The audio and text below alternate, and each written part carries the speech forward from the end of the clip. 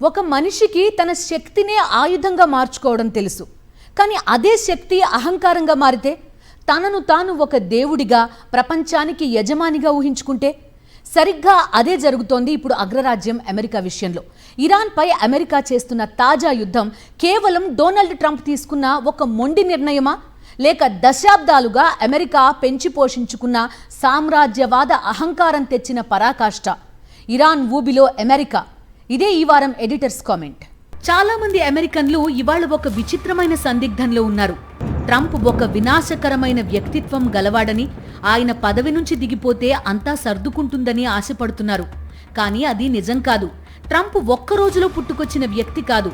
America తనను తాను సర్వశక్తిమంతమైన దేశంగా భావించుకునే ఆ అతి విశ్వాసం నుంచే ట్రంప్ పుట్టారు. అసలు అమెరికా ఎక్కడ తప్పు చేస్తోంది? ఎందుకు ఇరాన్ యుద్ధం ఆ దేశానికి ఒక చేదు నిజం కాబోతోంది? అమెరికా చరిత్రను ఒక్కసారి గమనిస్తే ఆ దేశం తనను తాను ఒక సూపర్ హీరోగా ఊహించుకుంటుంది.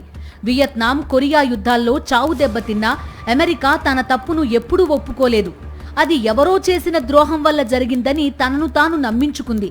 ఆఫ్ఘనిస్తాన్, ఇరాక్ దేశాలను బలవంతంగా మార్చేస్తామని వెళ్లిన అమెరికాకు ఏం మిగిలింది? లక్షలాది మంది ప్రాణాలు బలి కావడం తప్ప. ఆఫ్ఘాన్ మళ్లీ తాలిబన్ల చేతుల్లోకే వెళ్ళింది. ఇరాక్ ముక్కలైంది. కానీ అమెరికా ఏనాడు తన సర్వశక్తిమంతం అనే భ్రమను వీడలేదు. ట్రంప్ 2016లో అన్న నేను ఒక్కడే సరిదిద్దగలను అనే మాట సరిగ్గా ఇదే అహంకారానికి నిలువుటద్దం. ఇప్పుడు ఇరాన్ యుద్ధం అమెరికాకి ఒక వేకప్ కాల్. గత పాలకులు ఏ యుద్ధాన్నైతే వద్దనుకున్నారో ట్రంప్ ఇప్పుడు అందులోకి దూకారు. ఇరాన్ భూభాగం అత్యంత క్లిష్టమైనది. అక్కడ యుద్ధం అంటే వియత్నాం కంటే దారుణమైన ఊబిలోకి వెళ్లడమే. మాకు 2 సముద్రాల రక్షణ ఉంది, మాకేమీ కాదు అనుకున్న అమెరికాకు ఇప్పుడు గ్యాస్ ధరలు చుక్కలు చూపిస్తున్నాయి. చమురు సరఫరా ఆగిపోవడంతో స్టాక్ మార్కెట్లు కుప్పకూలుతున్నాయి. గత యుద్ధాల్లో కనీసం ప్రజాస్వామ్యం అన్న ముసుగు ఉండేది. కానీ ఇవాళ ఇరాన్ యుద్ధం ఎటువంటి నైతిక విలువలు లేకుండా సాగుతోంది. ఇది కేవలం ఒక అగ్రరాజ్యం తన ఉనికిని చాటుకోవడానికి చేస్తున్న నగ్న ప్రయత్నం మాత్రమే.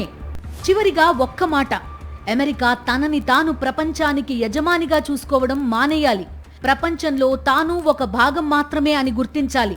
వియత్నాం మెమోరియల్ పై ఉన్న ఆ 58,000 మంది సైనికుల పేర్లు అమెరికా తన అహంకారాన్ని వీడాలని పదే పదే హెచ్చరిస్తున్నాయి. అమెరికా తన భ్రమల్లోంచి బయటపడితేనే ఈ యుద్ధాల చక్రం ఆగుతుంది.